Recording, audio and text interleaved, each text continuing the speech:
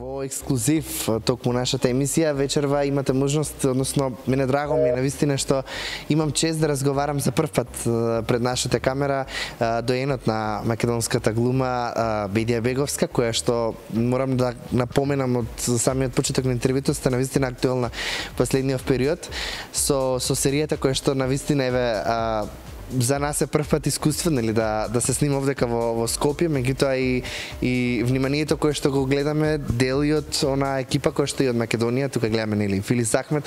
Најпрви добро вечер и добро дојдовте во емисијата Ексклузив. Драго ми е што разговараме заедно. Исто и мене ми е драго што ме поканивте да разговараме.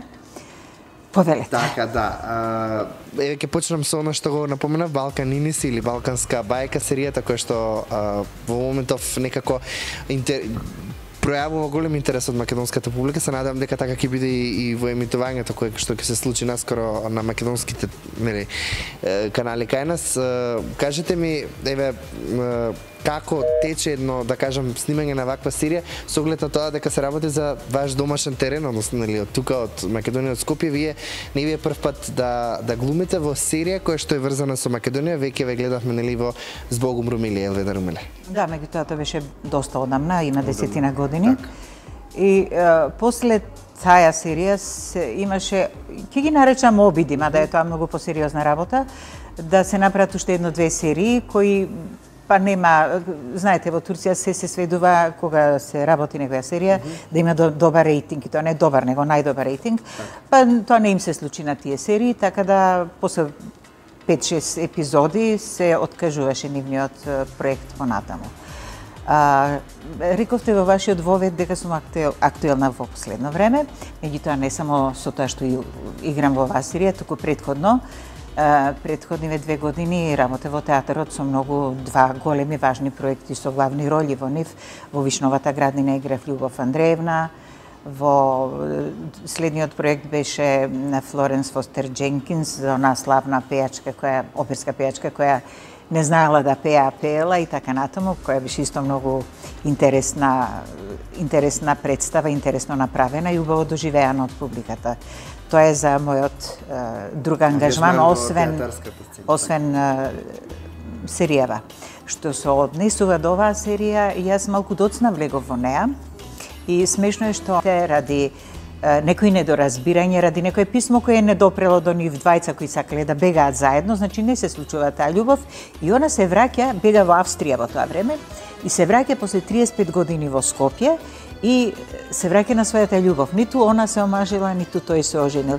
И у суштини продолжува нивната љубов.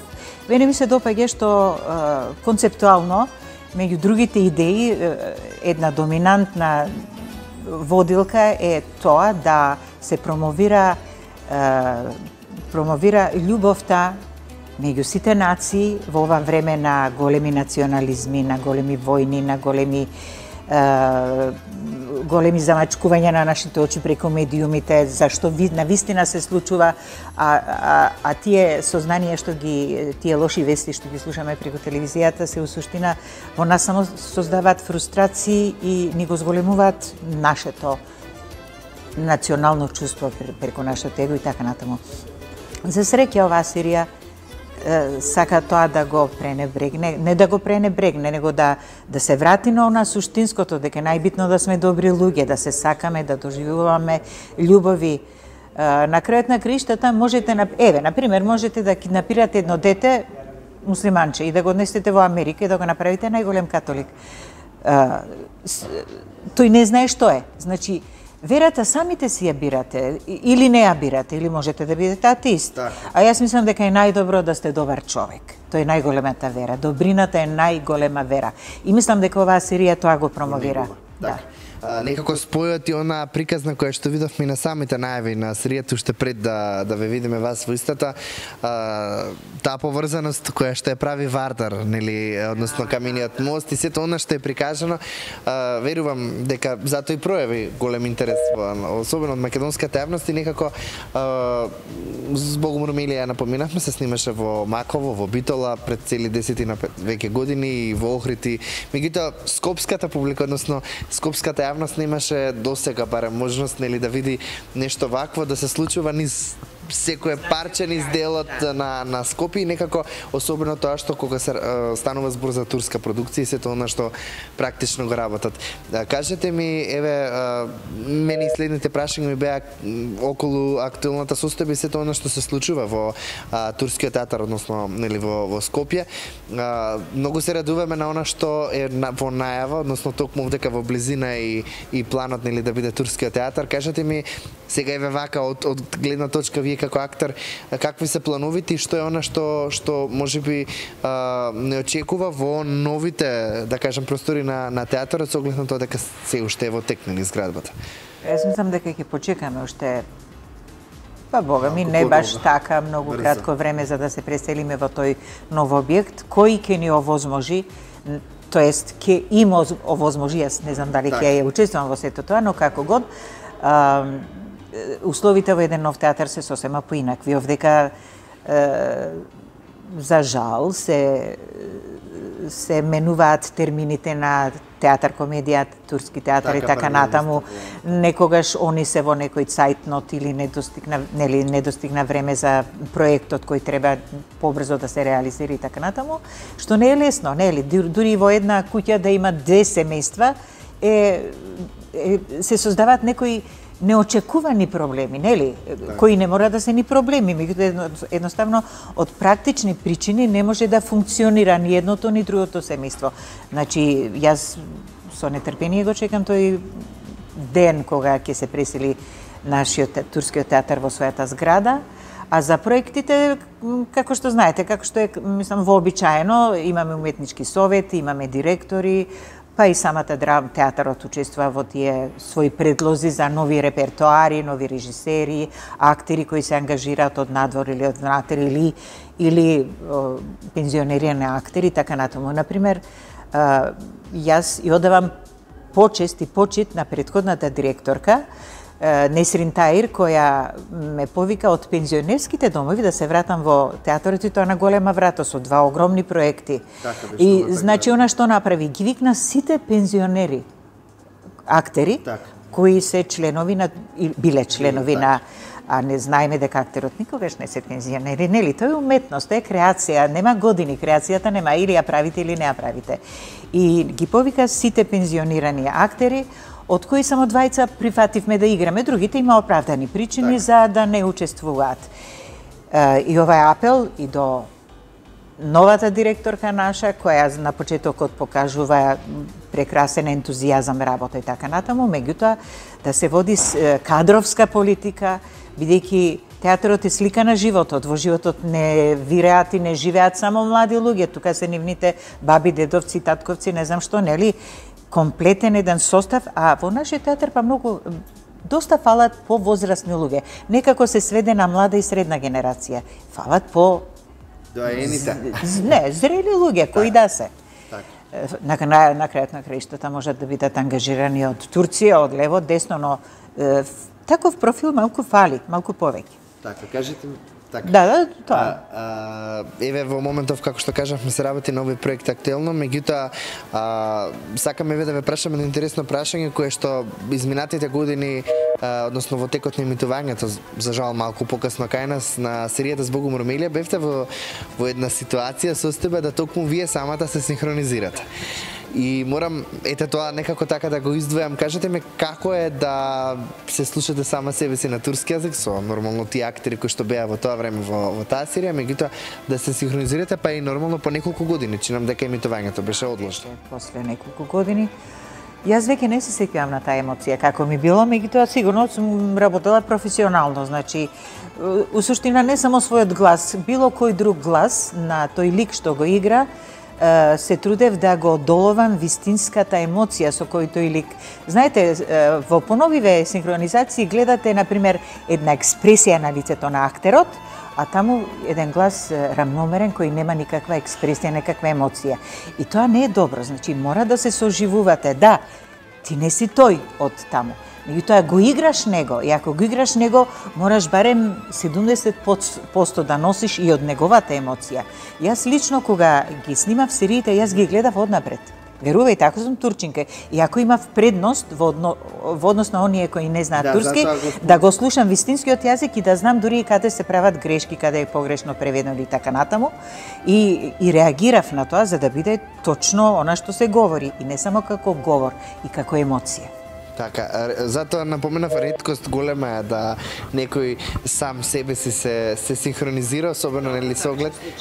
Така, меѓутоа, еве, слична ситуација, за жал, веќе не е со нас, имаше и Сабина Айрула, Тозијан, актерката. Кажете ми, еве, пред самиот крај, верувам дека и за вас, како и за сите нас, е голема загуба. Како гледате на да кажам, оние доаени кои што веќе за жал ги нема, особено кои што се уште еве за жал беше чинам последна серија Зоки Поки во која што беше активна Сабина. Да, многу убаво прашање на вистина. Значи не смееме, значи што е вечно? Ова јас сум го кажала во неколку интервјуа. Вечна е само уметноста, тоа останува. Архитектурата, зградите денеска се модерни, утре ќе се срушат, не дај Боже некој земјотрес ќе се економијата била ваква, таква. Не знам, кажете некои други области. Се се менува, но уметноста е нешто што остава траги вечни. Дали во вид на скулптура, во вид на слика, денеска и театарските представи се снимаат. Значи тоа останува. Филмовите, и та балетот, операта и така натаму, значи и тоа е најдобар амбасадор кој ја представува една нација. И ние да ги забораваме, една држава да си дозволи да ги заборава сите тие луѓе кои толку многу направиле за се разбира во доменот на во својата област, да речеме во културата. Јас за жал знам многу случаи каде што големи актери кои ја задолжиле и својата куќа во која работат, па и државата, оделе, знаете како, во пензија. Прочитале на огласна табла дека се во пензија. Само на тоа било сведено световно кој заминување на човек. Да, замислете. Па тоа нека им се случи и на тие кои на нив тоа им го направиле. Мислам, што друго да кажам. Не е убаво, затоа што уметноста бара, знаете, многу е специфична област. Не е доволно да имате диплома. Значи, можете да имате диплома, ама гледачот кога ве гледа, можете и да магистрирате, да докторирате на некоја тема, ама поготово да речеме кога сте на сцена или сте направиле слика или играте балет, па јас не морам како гледаш да знам дали си ти дипломирал или магистрирал. Гледам што ми нудиш и дали тоа мене ме допира, дали ми остава впечаток, дали тоа нешто во мојот живот ќе смени. Јас можам да гледам и лоша представа, али да барем една реченица да ја запамтам, оти од лошото нешто учиме, нели? Така да е многу битно, креативноста е многу важна, значи, а тоа го има најмногу во уметноста. И ќе биде голема штета ако овој воопшто ова го слуша некој од повиканите, да биде законски одредено стварно, ама како да се испраќаат тие доаени во пензија, на некој од нив треба споменици да им се прават, да се нарекуваат некои фестивали, еве како за Ристо Шишко фестивал и така натаму, значи он тоа го заслужил, ама има и други кои тоа го заслужиле, не мора да се вика некој фестивал по нив, ама барем да го испратиме како треба во пензија, нели, со сите почести, со една представа во која ќе игра, па ќе речеме тој е во некова чест и така натаму. За жал, ќе прочита на табла и отишол во пензија, тоа е срамота. Се надевам дека таков случај нема да биде барем еве со вас. Предпоставам сте пред скоро заминување во пензија или како? Се шегувате. Јас сум од 2015 во пензија, да, 7 години сум во пензија. И да ви кажам, мојата ситуација беше слична, тогашниот директор така ме испрати во пензија и јас така отидов во пензија, да ви кажам, спаѓам во тие кои така отидоа без благодарност. Така, се надевам. Не е тоа за знаете што е битно? Битно е како сте карактер. Сега јас имам, како да кажам, имам однос. Во таква ситуација не се жалам себе си, го жалам тој кој сака тоа да мене да ми го природи, колку е тој кутар. Зата сака така да ми направи. Јас, мојот живот е се уште исполнет, дали сум во театар или не сум. Јас пеам во хор, одам на курсеви по руски, планинарам, одим, собирам билки, правам чајви. Мојот живот е исполнет. Сакам некому да му направам добро. Ако некој се пожали, одам му правам билки, му правам чајчиња, сум чула некој не е добро. нашето знаење и нашата добрина ништо не вреди ако некому не му помогнеме и со знаење и со добрина. Треба тоа да го пренесуваме. Со прекрасна мисла го завршуваме ова интервју. Ви благодарам многу за одвоеното време и еве преубаво на крај. Кажавте немам што повеќе да кажам, јас се надевам дека ќе ве гледаме на уште повеќе па и македонски серии, затоа што за жал тоа е во голем недостиг изминативе години. Нормално, тука се некои одредени проекти како Преспав и слични, меѓутоа се надам дека покрај овие турски серии кои што навистина со голема пофалба и на драго срце ве гледаме во Балканска приказна, ќе продолжиме. Се надам дека ќе ви се развива ликот. Сега знам дека не смеете да откривате многу, претпоставувам, или како се... Не, многу работи ниту самите учесници не знаат, бидејќи доаѓаат постојано на секоја недела или на 2 недели новото сценарио, така да не јас секогаш не знам како во кој правец ми се движи ликот. Така, се надевам дека и во иднина ќе ве гледам и дека дај Боже да има голем успех и понатака оваа серија актуелна во моментот. Па и вие да имате успех во вашата работа. Фала ви многу, тоа беше Бедија Беговска, се надевам дека уживавте во ова ексклузивно интервју во Ексклузив.